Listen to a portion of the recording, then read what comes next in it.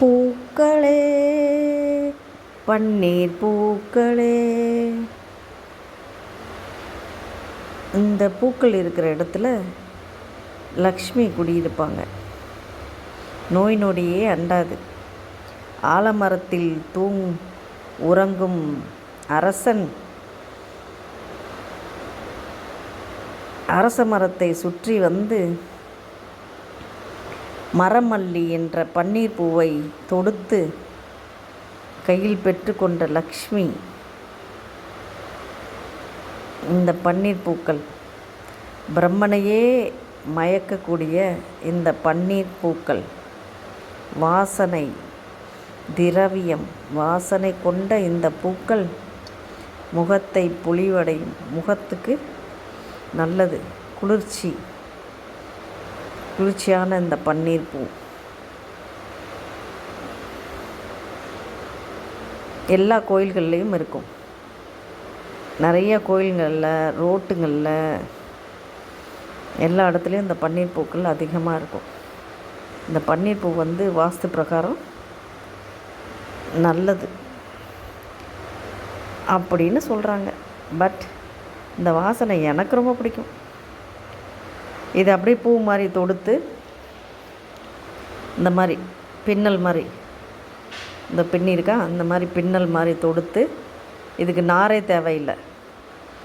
இந்த மாதிரி மரமல்லி பன்னீர் பூக்கள் இந்த மாதிரி தொடுத்து நம்ம லக்ஷ்மிக்கு மாலையாக சூட போகிறோம். அழகாக இருக்காங்க இந்த லக்ஷ்மி. அழகு லட்சுமி, அழகு பூக்கள், பன்னீர் பூ வாசனை,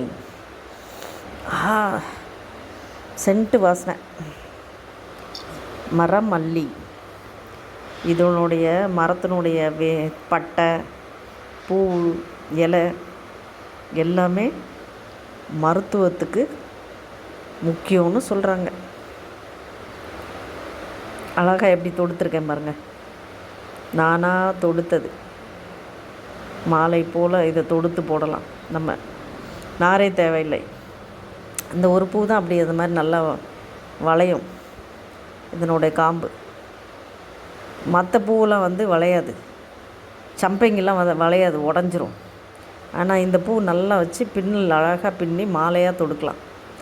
மாலையாக தொடுத்து இந்த கோயிலுங்களெல்லாம் இருந்துச்சுன்னா இதை அப்படியே தொடுத்து மாலையாக போட்டுடலாம். பிரம்மனுக்கும்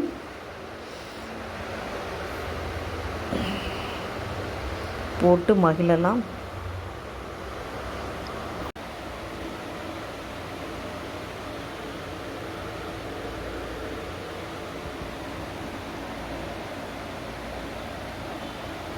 பூக்களே பன்னீர் பூக்களே,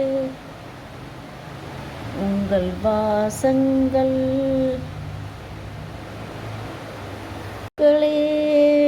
பன்னீர் பூக்களே, உங்கள் வாசங்கள் வாசனை,